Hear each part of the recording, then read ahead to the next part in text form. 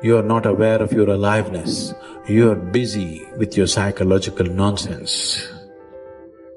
Your thoughts, your emotions have become… Your psychological reality has become far more important than your existential reality. What it means is, you are so enamored with your own petty creation that you're completely missing the grandeur of Creator's creation. That's what it means.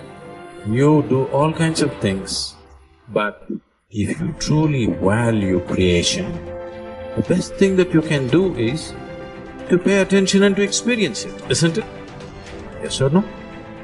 Most people are waiting for their life to change. Yes. So they can feel gratitude, to feel abundance, to feel whole. You know, that's the old model of cause and effect, you know. So if you're living with emptiness, you're living with lack, you're living with pain, most people have been conditioned that something out there has to take away this emptiness or feeling inside of them. But if you believe that you're creating your life and you're living by lack, well, lack isn't going to create abundance, right? So then it makes sense then that you don't really actually create wealth, you generate wealth, you generate abundance. So the moment you start teaching your body emotionally what that future is going to feel like before it's made manifest, well, your body, as the unconscious mind, believes it's living in that future in the present moment. Just sit down by yourself to visualize and daydream about your dreams, about the activities involved in that, about how you would struggle through, about what it would feel like to be victorious. All of it, the whole thing, the messy part, the ugly part. What would you say to yourself when it gets hard? That's what you need to do. To truly actualize a dream, we got to begin with seeing it and sensing it. The good, the bad, the easy, the difficult, and the victory. How you would like your life to be, what you would like your character to be, 3 to 5 years down the road, if you were taking care of yourself like you were taking care of someone that you actually cared about. So you kind of have to split yourself into two people and treat yourself like someone you have respect for and that you want the best for. That's not easy because people don't necessarily have respect for themselves and they don't necessarily want what's the best for themselves because they have a lot of self-contempt and a lot of self-hatred, a lot of guilt. I think you have an obligation, it's one of the highest moral obligations, to treat yourself as if you're a creature of value. You got to start with that belief in your mind. I've got this. I can do this. I can conquer this. I can pass this exam. I can get elected for the position that I'm going for. I can create abundance in my life. These are the thoughts that you have to have in your mind in order to become successful. So what is it time for you to build? What is it time for you to create? What do you need to do more or less of in order to get the results that you want? You have the power to become someone that even the deepest part of you trusts, someone you trust to succeed. Become the person that you know you can be. Stand up for your future, for your power, and for you to be something full of the worth that is in you. So most of us came up with our labels based on how we behaved.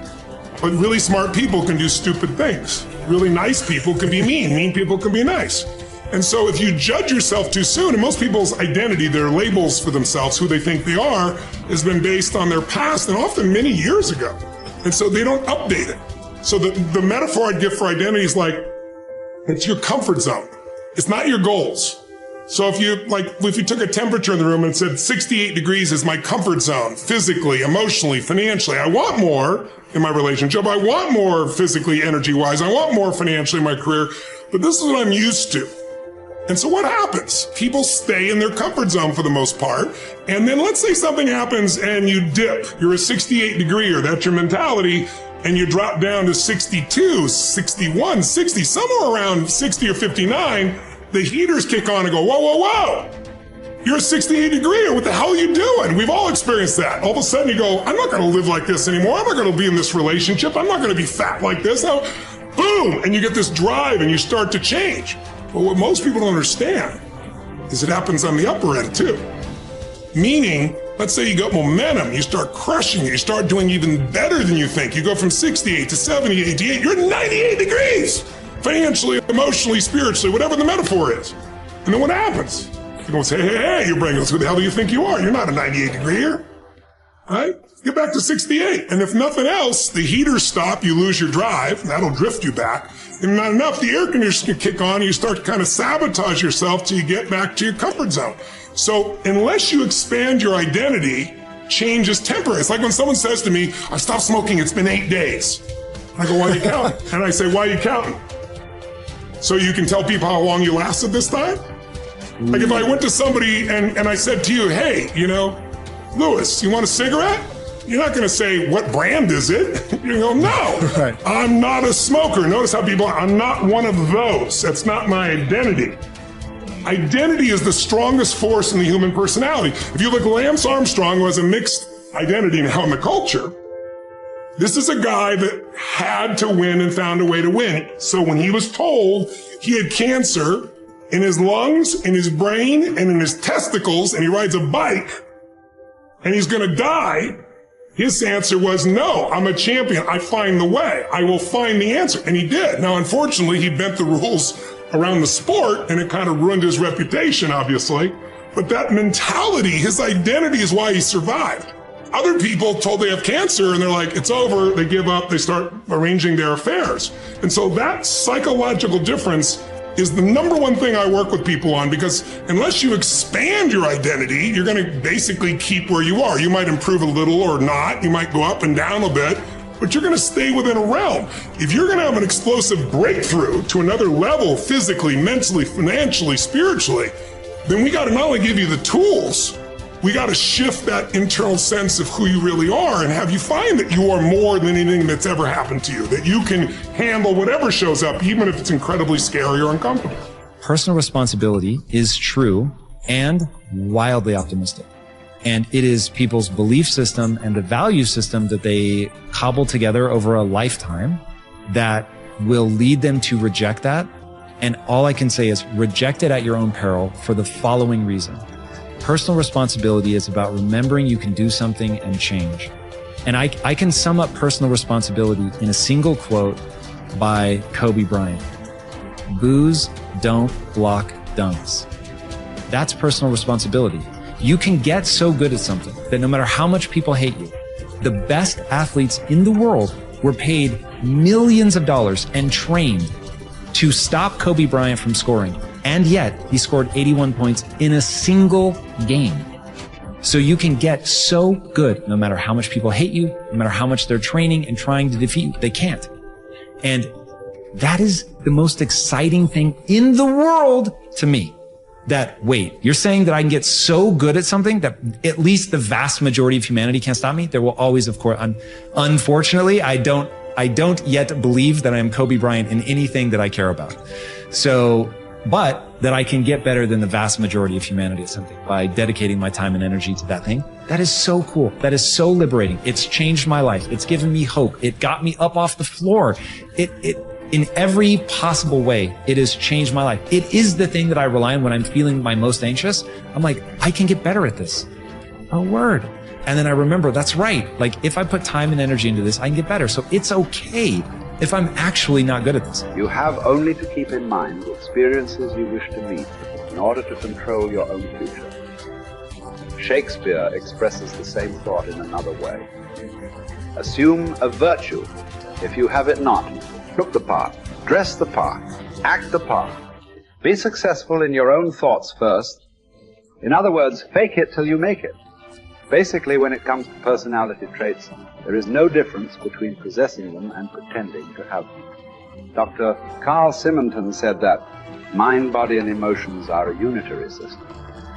I affect one and you affect the others. This means that you can pretend to be confident or courageous, and the cocktail of chemicals inside your body for those attributes will be created, and you will indeed feel confidence or courageous. Pretending you have a character trait such as confidence is not the same as pretending you can scale mountains or play the tuba. Those particular skills must be learned. Characteristics such as courage, confidence, and enthusiasm are created in the mind by the pictures you create, though. Acting as if sets a positive expectation. We believe something to be true and then act in a way that brings that assumption about. This can be a positive or negative force. The effect of self-fulfilling prophecies has been demonstrated by objective scientific experiments. In one study at the start of the 1968 school year, Dr. R. Rosenthal gave a non-verbal intelligence test to 18 classrooms of elementary school students in a Californian public school district.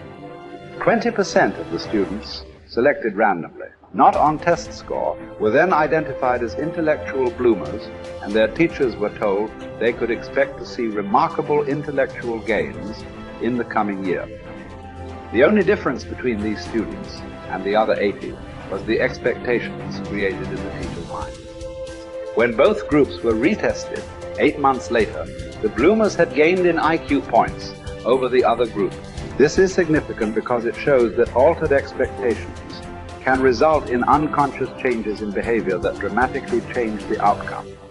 In another study during the 1970s, 152 cancer patients were assessed based on their expectation and attitude about their treatment, and then each was monitored for 18 months. The results clearly indicated those with a positive expectation about the treatment got the best result. It follows, therefore, that your chances of success in anything in life are greatly improved by positive expectations. Man is like the wireless operator. Man is subject to miscellaneous wrong through currents. If his mind is not in tune with the infinite, or if he is not keyed up to higher vibrations than those of negation. If you want a quality, act as if you already had it.